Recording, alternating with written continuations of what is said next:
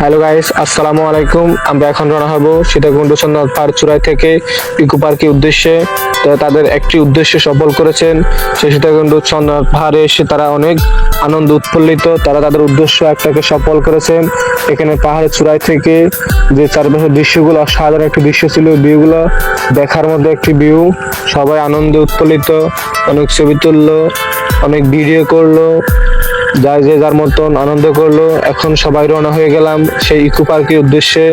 অনেকটা পথ হাঁটতে হবে ইকো পার্কের সামনে, তাই আমরা তাড়াতাড়ি রওনা হয়ে গেলাম। সবাই আস্তে ধীরে যাচ্ছে, আঁকা বাঁকা রাস্তা। যাক, সবাই আস্তে ধীরে বিদায় নিচ্ছে। এই যে বিদায় নিচ্ছে হলো আপনার সেই চন্দ্রনাথ পাহাড় থেকে ইকো পার্কের রাস্তায় তারা যাচ্ছে। সবাই একজন একজন করে বিদায় নিচ্ছে।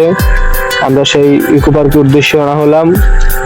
সবাই আমাদের পাশে থাকবেন। চলে আসলাম সেই কাঙ্ক্ষিত লগ্নে ইকো পার্কে, স্বচ্ছধারা ঝর্ণা পেয়ে তারা অনেকক্ষণ পথ হাঁটার কারণে অনেক ক্লান্ত বোধ করলো, তাই তাড়াতাড়ি তারা ঝর্ণায় নেমে গেল।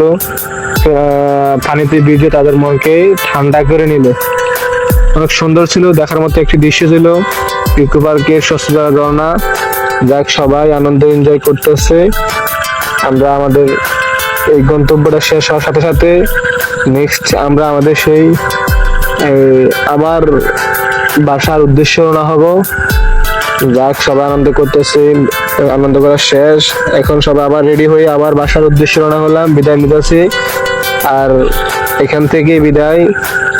সবাই ভালো থাকবেন, সুস্থ থাকবেন।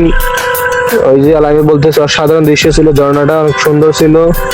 যাক, কিছুক্ষণ পথ হাঁটার পরে বৃষ্টি কেবল পড়ার কারণে সবাই রেস্ট নিচ্ছে। রেস্ট নিয়ে তারা তাদের পরবর্তী উদ্দেশ্যে রওনা হবে, কারণ তারা এখন একটা উদ্দেশ্য তাদের বাসায় যাওয়া। এখান থেকে আমরা বাসার উদ্দেশ্যে রওনা হয়ে যাবো। সবাই ভালো থাকবেন, সুস্থ থাকবেন। আল্লাহ হাফেজ।